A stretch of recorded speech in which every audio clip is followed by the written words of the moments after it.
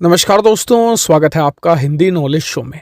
तो दोस्तों, भारत के एक प्रोजेक्ट ने पूरे यूरोप को पस्त कर दिया है। और यूरोप की बात मैं इसलिए कर रहा हूँ स्पेशली क्योंकि ये देश हमेशा मानकर ये चलते थे कि जी भारत तो उनका गुलाम है। इनके दिमाग से जो मतलब कि 1947 से पहले का हैंगओवर है वो नहीं उतरा था, लेकिन भारत ने वो अब उतार दिया है और एक करारा तमाचा इन यूरोपियन देशों के मुंह पर पड़ा है। क्या है प्रोजेक्ट वो तो मैं आपको बताऊंगा, और साथ ही भारत ने इसका निर्माण स्पेसिफिकली किया क्यों है वो भी आपको बताऊंगा। तो मेरे साथ आप इस वीडियो में तक बन रहिएगा और चैनल को सब्सक्राइब नहीं किया तो वो भी कर लीजिएगा। चलिए वीडियो को शुरू कर लेते हैं। तो दोस्तों, ये बात किसी से लुकी छिपी नहीं है कि यूरोपियन देशों ने हमेशा से ही भारत की जड़ें उखाड़ने की पूरी कोशिश करी है। भारत की एकता में दखल देने की हमेशा से कोशिश करी है। हाँ, ये बात अलग है कि पिछले 10 सालों में इस चीज में कमी आई है, लेकिन आज भी ये पूरी तरीके से समाप्त नहीं हुई। और रह रहकर ये यूरोपियन देश कुछ ऐसा करते हैं कि भारत की एकता को नुकसान पहुंचे। उदाहरण मैं आपको देता हूं।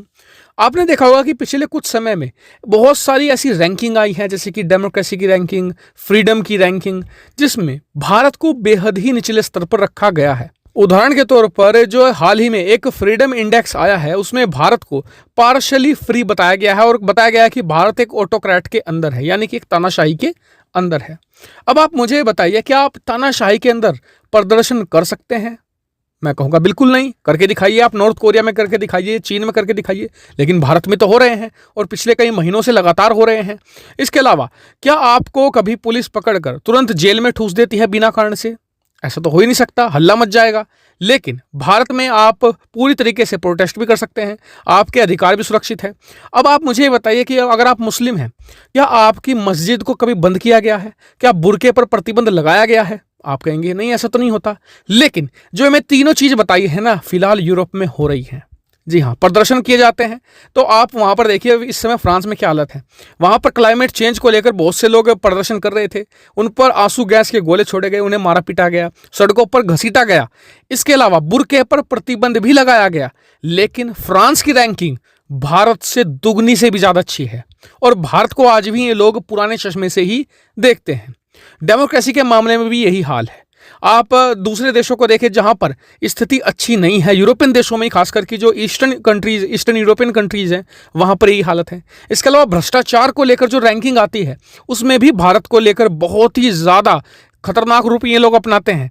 मैं नहीं कह रहा हूँ भारत में भ्रष्टाचार नहीं है, लेकिन जब आप ईस्टर्न यूरोपियन देशों में जाएंगे तो आप पाएंगे कि वहाँ पर स्कैम इस हद तक होते हैं टूरिस्टों के साथ, जिससे कि आप अंदाज़ा लगा सकते हैं। और जो पुलिस है लिटरली खड़ी रहती है कि आप गलती करें और वो आपसे पैसे आंटें। जी हाँ, इसकी वीडियो आप आसानी से यूट्यूब पर ढूंढ सकते हैं, बहुत ईजिली मिल जाएंगी ऐसी वीडियोस जहाँ पर आपको लोगों के साथ स्कैम होता मिलेगा। लोगों को जो पुलिस है वो ठग रही है, लेकिन निशाना इन्हें बनाना है भारत को, और हमेशा अपने आप को दिखाते हैं साफ, स्वच्छ और लोकतंत्र के एकाधिकार वाले देश। लेकिन अब भारत ने भी तैयारी कर ली है कि इनके सर से ये भूत उतारा जाए। दरअसल भारत भी एक बहुत ही चुपचाप तरीके से, खुफिया तरीके से एक प्रोजेक्ट पर काम कर रहा है।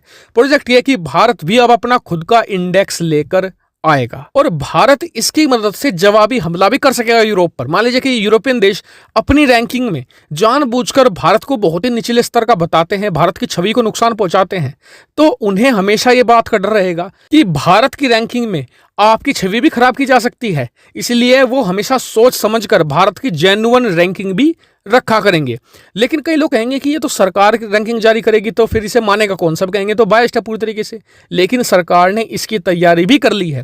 दरअसल सरकार खुद ही रैंकिंग नहीं तय करेगी। भारत में बहुत सारे जो थिंक टैंक है, इसके अलावा जो बड़े स्कॉलर्स हैं देश के, उन्हें जिम्मेदारी दी जाएगी कि आप रैंकिंग बनाइए और भारत की रैंकिंग की जो मान्यता होगी वो दुनिया में ज़्यादा होगी। कारण उसका ये है कि जो यूरोपियन देशों की रैंकिंग होती है ना, ये लोग बनाते हैं 10-15 लोग मिलकर कमरे में बंद होकर, एक तरीके से जो इंटरनेट पर उपलब्ध होती है जानकारी उसी से बना लेते हैं। जबकि भारत की रैंकिंग भारतीय प्रोफेशनल बहुत ही डीप एनालिसिस करेंगे, जमीनी हकीकत जानेंगे और तभी रैंकिंग बनाएंगे।